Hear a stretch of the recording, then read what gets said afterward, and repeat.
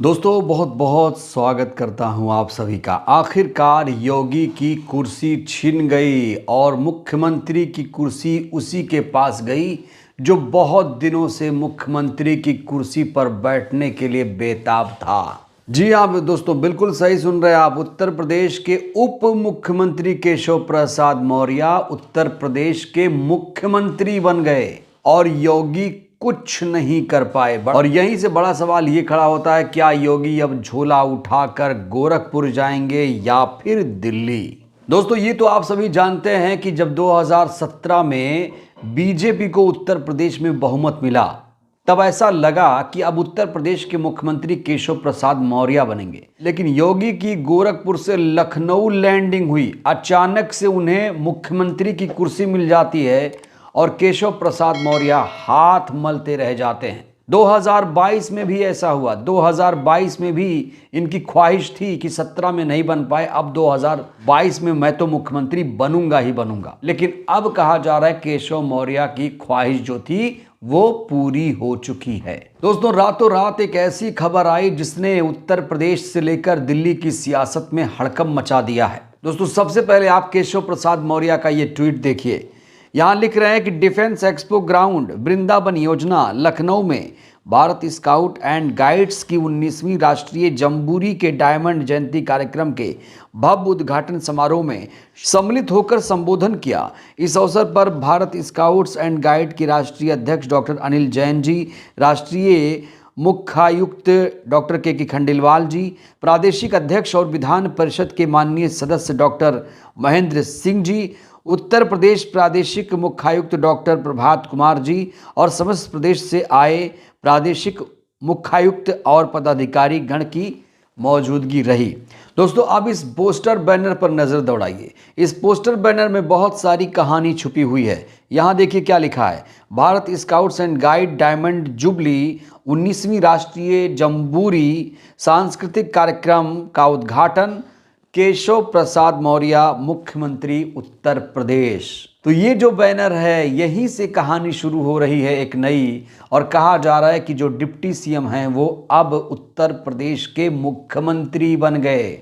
अब सबके जहन में ये सवाल आ रहा है कि आखिर ये कैसे हुआ, कब हुआ, क्यों हुआ? इतना बड़ा कार्यक्रम हुआ, इतने बड़े बड़े नेता एक मंच पर मौजूद थे, जाहिर तौर पर लोगों का ध्यान इस तरफ जरूर गया होगा।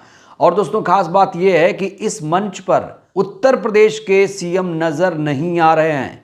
इस कार्यक्रम का नेतृत्व किया है केशव प्रसाद मौर्य ने। बड़ा सवाल यही खड़ा होता है, क्या इस पोस्टर पर किसी का ध्यान नहीं गया? ये गलती है या फिर सोची समझी रणनीति?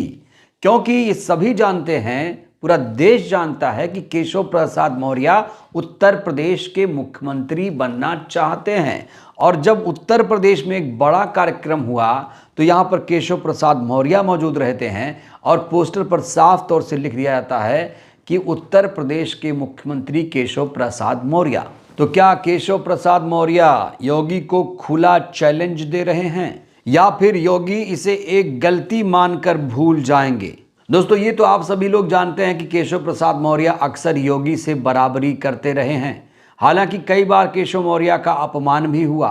इनको स्टूल मंत्री भी कहा जाता है।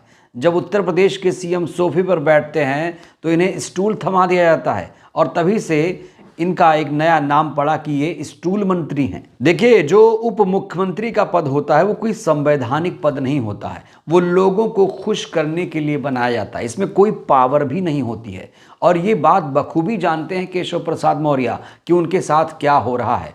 केशव प्रसाद मौर्य बीजेपी में ओबीसी का एक बड़ा चेहरा माने जाते हैं। याद करिए 2024 में जब लोकसभा चुनाव के नतीजे आए थे तो केशव प्रसाद मौर्य ने योगी को तल्ख तेवर दिखाते हुए कहा था कि संगठन ही सबसे बड़ा होता है। तो क्या ये जो पोस्टर बैनर छपवाया गया है जिसमें केशव प्रसाद मौर्य को मुख्यमंत्री बनाया गया है, क्या ये केशव प्रसाद मौर्य के इशारे पर हुआ?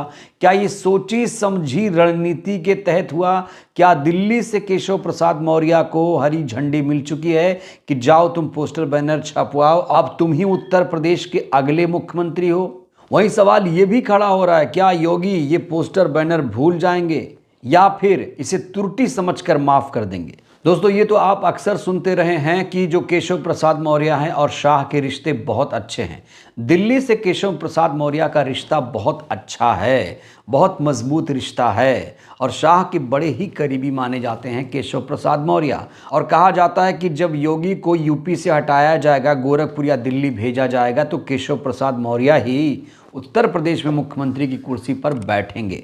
लेकिन केशव प्रसाद मौर्य का सपना कब पूरा होगा?